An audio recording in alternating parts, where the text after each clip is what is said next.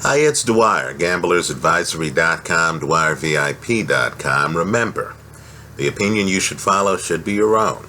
Just consider this video to be a second opinion from a complete stranger online. Put me among those who's going to expect the title to change hands. Should Kell Brook follow through on fighting Errol Spence? Right? Kell Brook, according to reports, within the last 48 hours, told Eddie Hearn, "I won't vacate my belt. Bring me Spence." Right? That's a mistake. I believe that's a mistake that's going to cost him his title. Now let me back up a little bit. Right? There's disagreement here on YouTube with my own viewers. Right? My own viewers are telling me, look, you're being too hard on Kell Brook. Right? My take is that this is the equivalent of Roy Jones Jr., great fighter, right? Like Kell Brook, great fighter, dropping down in weight after winning the heavyweight title, hopping in the ring with Antonio Tarver, who was ready for him. Right? Roy wasn't himself. The weight loss hurt him. Now, Roy weighed in the 190s for his bout against John Ruiz. Think about it. Roy Jones was dropping down less than 20 pounds.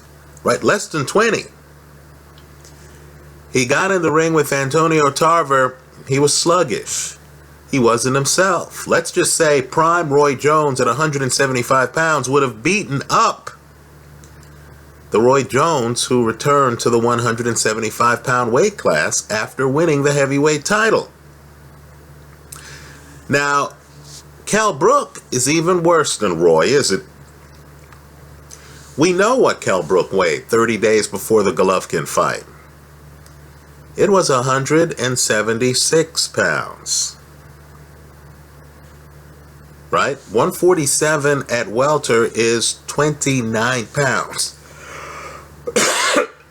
29 pounds less than where Kell Brook was 30 days before the Golovkin fight. Now here on YouTube, people who disagree with me, you might be Kell Brook fans, you might not be, right? Lord knows I disagree with a lot of the boxing people here online that I listen to, right, who I respect. People are saying, look, Dwyer, you're crazy. Kell Brook always loses weight for fights. This is different than Roy Jones because Roy Jones gained weight to fight at heavyweight. The argument is that Kell Brook walks around bigger. He loses weight to fight at 147. Somehow that's supposed to mean that Kell Brook losing 30 pounds or whatever to fight at 147, that's no big deal. Right? That's not the same as gaining weight than losing weight, taxing your body. This is more of a temporary diet to make weight. Right? The argument is Kell Brook will be fine losing the weight because that's what he always does. That's been his MO. He's always been a big welterweight. Why is this time any different? Now let me just say, I'm not buying that argument. Hey, YouTube's made for disagreements, right? I could be wrong on this, as I've been wrong several times on other things in the past, right? But understand, nothing hurts your punch resistance more, nothing, than losing a lot of weight right before a fight.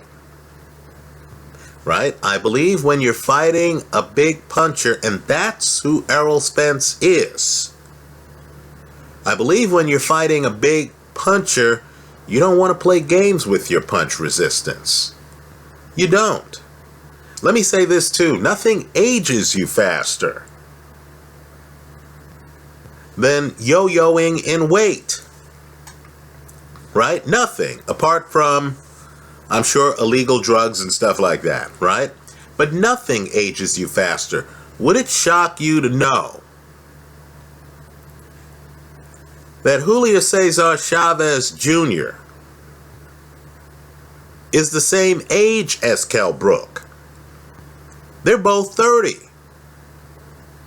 Would it shock you to know that Ricky Hatton was less than 30 years old? He wasn't as old as Kell Brook is right now when he lost to Floyd Mayweather.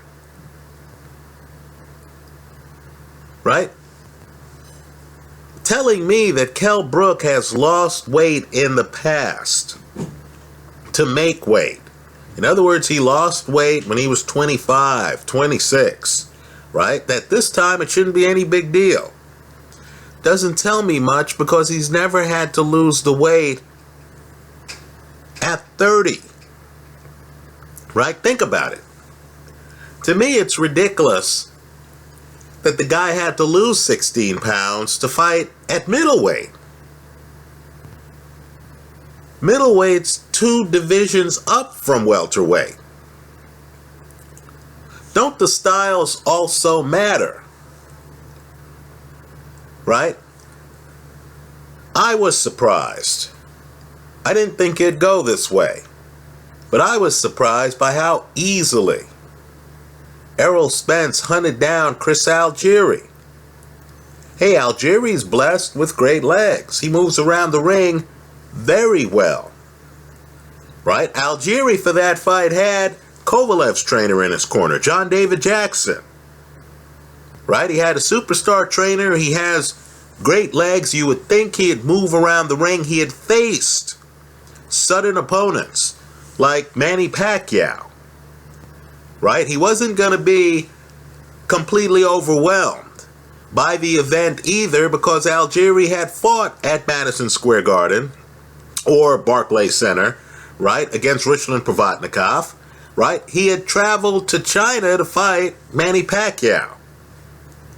But yet there was Errol Spence hunting him down, having Algieri up against the ropes. Now think about that for a second. Was Algieri up against the ropes against Amir Khan? But yet here's Errol Spence cutting through all the noise. Has him up against the ropes, and then Spence is a dedicated body puncher. Right? Dedicated body puncher. He's checking your level of fitness. Now, Kell Brook, to me, has great legs. Moves around the ring well. We've seen Errol Spence against a guy with great legs. Right? Now, understand, when you lose weight and you're not in the prime condition that you would be in if you didn't have to lose weight, right? When you lose, let's be charitable here. Let's say Kell Brook, instead of walking around at 176, where he was 30 days before the Golovkin fight, let's say he's at 166. If he loses 19 pounds to fight Errol Spence, he's going to find that he has no place to hide in the ring. He's not fighting a potted plant.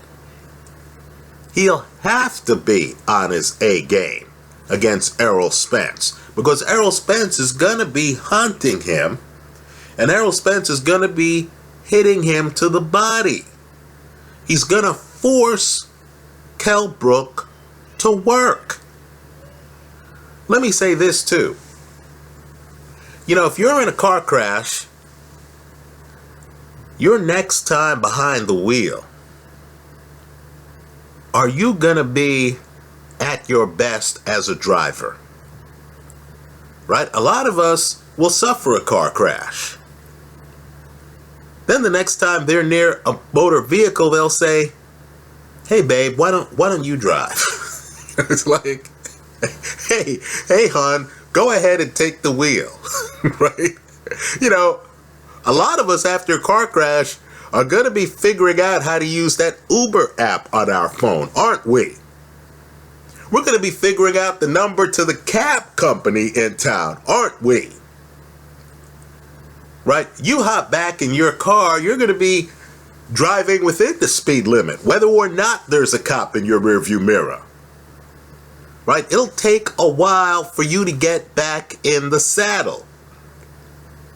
Now, why are we overlooking the fact that Kell Brook just got his eye socket fractured and just got his ass kicked, right, for the first time in his boxing career? Kell Brook's coming off a loss. Folks, he lost the fight. I know the press is saying, oh, Kell looked good, right? Kell looked good. Kell's corner threw in the towel. This was an unbeaten fighter. How many guys who have just ended a long unbeaten streak do you believe are well suited to be thrown back in the ring against the likes of a young, hungry lion like Errol Spence? Errol Spence is not a tune-up fight. Come on. You got to be kidding. Right? Kell Brook's at the wrong point in his career for this fight. He just lost. Right? In a different weight class, 2 weight classes up. Now you want him to lose the weight, and you think that if he's able to show up at the weigh-in and have the person say 147 pounds, that's going to make him physically fit to fight this young lion? Look, man, maybe I'm crazy here. Maybe I'm in the minority. I understand. A lot of people feel very strongly and very differently than I do on this. And as always, I hope you leave those comments in the comment section to this video. Right? Spread the knowledge to all of us, including me. But this is exactly the kind of fight, where the underdog looks appealing to me. Right? I thought Chris Algieri would do a lot better against Errol Spence. A lot better. I looked at that fight, I was like this. I was like, man, this Errol Spence guy's better than I thought. You got a young lion who tracks people down. He's ending fights, folks.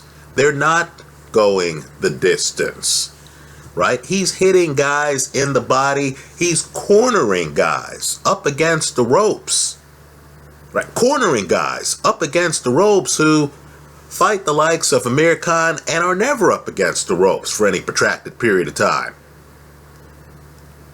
right? Spence looks legit to me. He's going to force you to work. I don't know how you fight Errol Spence and stay away from him. Right? This isn't Matthew Hatton, Kell Brook. This is a different dude.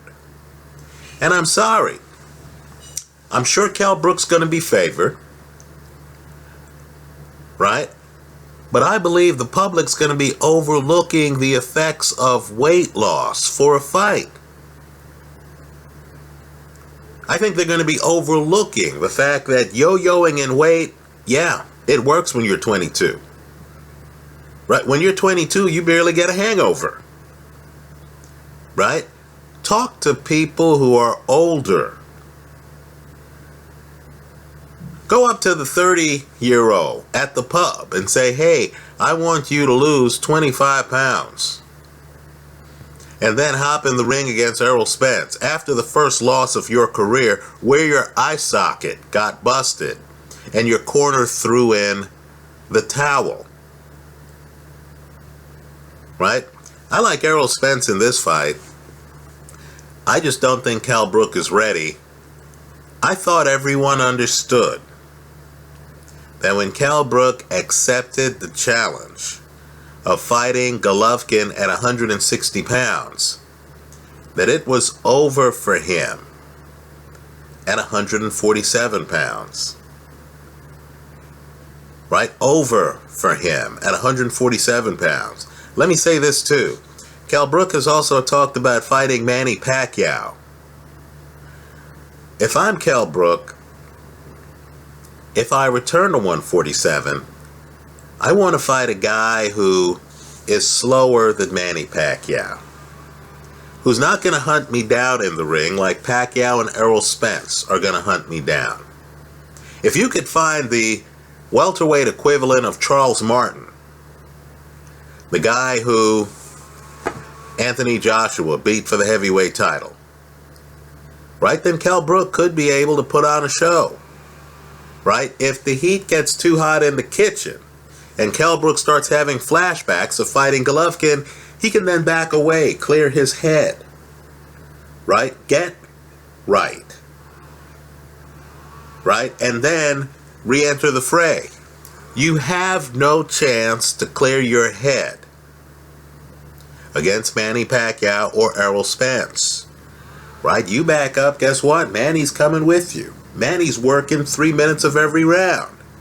You might look in shape at the 147 weigh-in, but if you're not completely in shape, Manny Pacquiao and Errol Spence are gonna reveal that, because they're gonna keep you fighting back for 3 minutes of every round, right?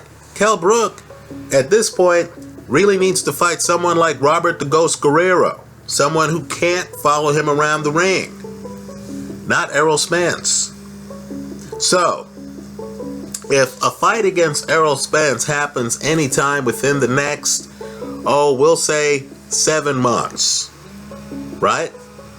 Put me among those who's going to be going with the challenger, right? I just don't think Kell Brook fully understands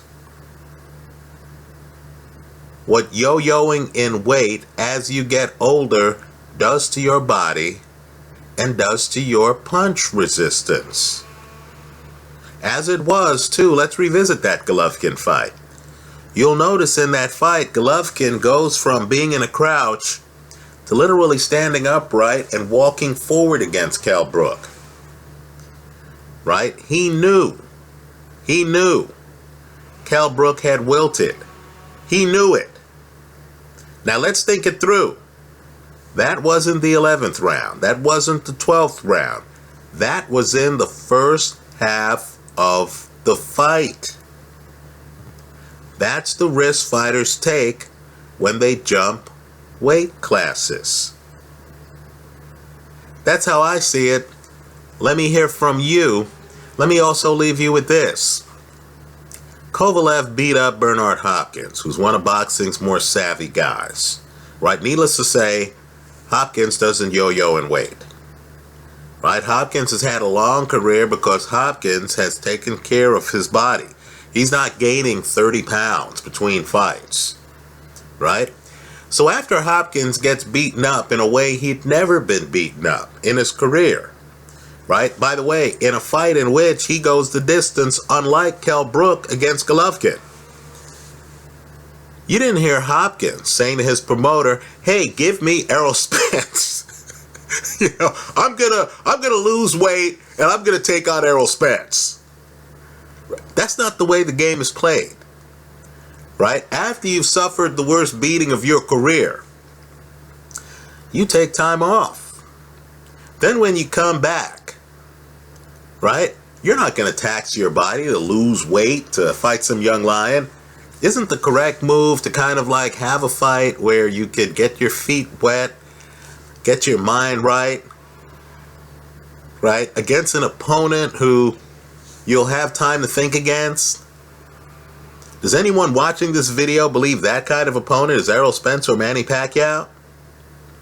So I'm not buying the Kell Brook hype here. Look, I'm not hating on Brook. I picked Brook over Sean Porter. That video's still up here. Nonetheless, I'm taking Errol Spence over Kell Brook. Let me say something harder too. In my opinion, Errol Spence would have a chance at a stoppage in that fight. Because I believe if you apply a lot of pressure to Kell Brook, And if you don't allow him to grab you like he did Sean Porter, he's going to have problems, right? Exhibit number 1, the first fight against Carson Jones. Exhibit number 2, his recent fight against Golovkin, where in my opinion he wilts in the last round before the towel is thrown in. That's how I see it. Let me hear from you. I hope you leave your comments in the comment section to this video. Thanks for stopping by.